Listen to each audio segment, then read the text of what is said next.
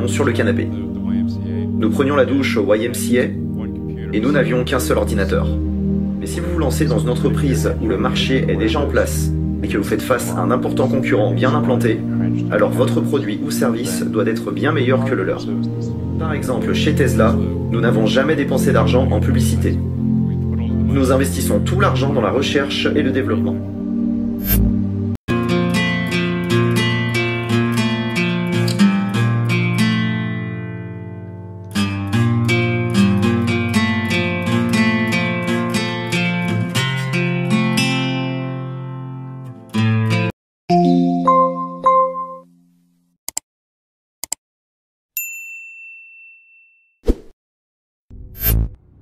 Je pense que la première règle est, en fonction de la performance que vous visez, et notamment si vous démarrez une entreprise, que vous devez travailler super dur. Et qu'est-ce que j'entends par super dur? Eh bien, lorsque mon frère et moi avons lancé notre première entreprise, au lieu d'acheter un appartement, nous avions simplement loué un petit bureau, et nous dormions sur le canapé. Nous prenions la douche au YMCA, et nous n'avions qu'un seul ordinateur. Donc le site web fonctionnait pendant la journée, et pendant la nuit je programmais, 7 jours sur 7, sans arrêt.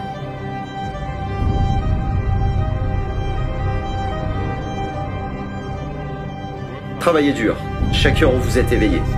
C'est la chose que je dirais, surtout si vous lancez une entreprise. Si vous faites un simple calcul, admettons qu'une autre personne travaille 50 heures et que vous travaillez 100 heures. Vous accomplirez 2 fois plus au cours d'une année que l'autre entreprise. Je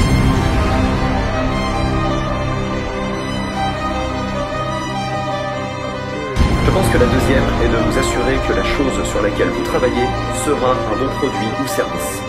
Ça doit être un très bon produit. Je reviens sur ce que j'ai dit un peu plus tôt. Lorsque vous êtes une nouvelle entreprise, à moins que ce soit un nouveau secteur ou un nouveau marché, si c'est un marché inexploité, alors vous avez plus de marge de manœuvre. Le niveau est plus bas pour votre produit ou service. Mais si vous vous lancez dans une entreprise où le marché est déjà en place et que vous faites face à un important concurrent bien implanté, alors votre produit ou service doit être bien meilleur que le leur.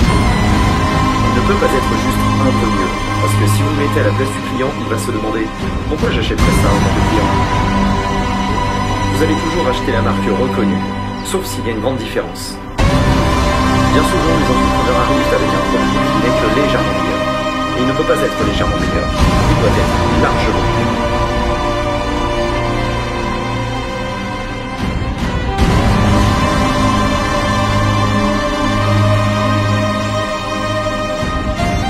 Autre chose que je dirais est que si vous créez votre entreprise ou si vous rejoignez une entreprise, la chose la plus importante est d'attirer des personnes remarquables. Donc soit vous rejoignez un groupe qui est incroyable et que vous respectez profondément, soit si vous créez une entreprise, vous devenez des personnes remarquables.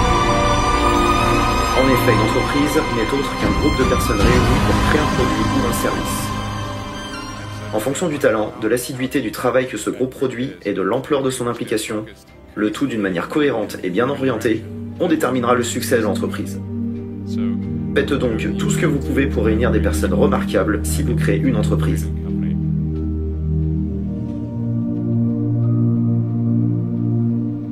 Ensuite, je vous conseillerais de porter votre attention sur le signal, et non sur le bruit. Beaucoup d'entreprises se trompent. Elles dépensent de l'argent pour des choses qui n'améliorent pas le produit. Par exemple, chez Tesla, nous n'avons jamais dépensé d'argent en publicité. Nous investissons tout l'argent dans la recherche et le développement, la fabrication et la conception, pour tenter d'améliorer la voiture autant que possible. Et je pense que c'est la voie à suivre. Donc pour toute entreprise, demandez-vous si ces efforts qu'ont entrepris les personnes aboutissent sur un meilleur produit ou service. Si ce n'est pas le cas, mettez fin à ces efforts.